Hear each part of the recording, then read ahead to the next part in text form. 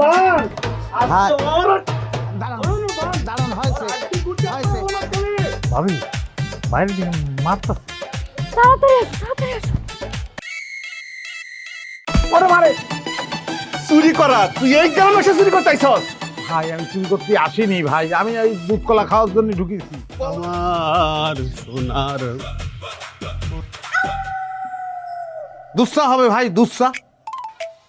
আরে ওই আমি দুধই খুঁজতেছিলাম, ডাক্তার বলেছে তো দুধ কলা খাতে হবে, ডিম খাতে হবে, সেজন্যই তো তো দুধ নেই। ওই দুধ চার মধ্যে কলা ডুবোয়ে খাতাম হবে। ওই দুধ চার মধ্যে কডবে খাইতি না? এই ওই ওই দোকানে কেউ নাই, তুই এই ফাঁকে এই দোকানের ভিতরে কি করছস? কি করছস? কিছুই করিনি ভাই পকেট নেই, আমার কোনো পকেট নেই ভাই। এই পকেটে মানে কি? এই পকেটে মানে দে দে নেই ভাই, নেই। তুই নিশ্চয়ই চুরি করছস। আমি চুরি করি না ভাই, দোকানে কেউ নাই, তুই ওইগুলো তো আমি দেখছি না। করিনি তুই ভাই, চুরি করছস। বিশ্বাস করেন এই, করিনি। কে কোন আসছস রে? এই আমার দোকানে চুরি করছিস তোরা আইরে।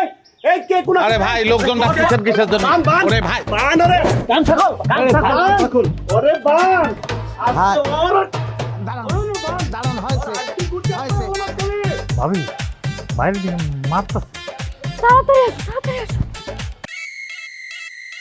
ওরে মারে চুরি করা তুই এই গ্রামে এসে চুরি করতে আইছস?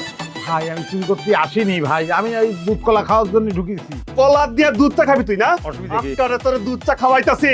এই, তার থেকে ওনারা ছাড়েন।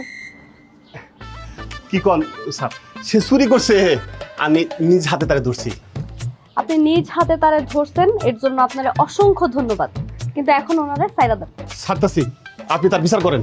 আমি ওনার কি বিচার করব? উনি আসলে চোর না। এইটা আপনি কি কইতেছেন? আমি তারে নিজ হাতে ধরছি, আমার দোকানে সে চুরি করতেছিল, আর আপনি কইতেছেন চোর না? জি, আপনার দেখাটা সত্যি, কিন্তু ঘটনাটা আসলে সত্যি না। আপনার কথার মানে তো আমি বুঝতেছি না। ঠিক আছে, আমি আপনার বুঝায় বলতেছি। উনি আসলে চুরি করতে আসে নাই। এই যে দিনে দুপুরের বেলায় আপনি দোকানটা খোলা রেখে চলে গেছেন, চোর ঢুকছে। আপনাদেরকে সচেতন করার জন্য সরকারের এটা একটা নতুন উদ্যোগ, এটা একটা নতুন কর্মসূচি, যেন আপনারা দিনের বেলা এরকম দোকান খোলা রেখা ধুমধাম চলে না যান। বুঝতে পারছেন কি বলছি?